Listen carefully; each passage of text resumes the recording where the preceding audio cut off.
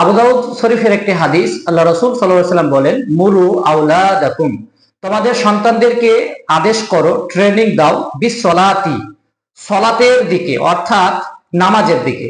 কারণ নামাজ যদি কোনো সন্তান সহিশুদ্ধভাবে শিখতে পারে তাহলে পরিপূর্ণ দিন শিখতে পারবে।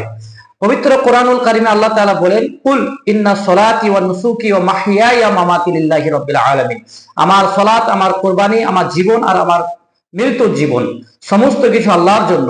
তাই এখানে সলাতের গুরুত্ব এই জন্য দেওয়া হয়েছে, সলাতের মধ্যে সবকিছু রয়েছে।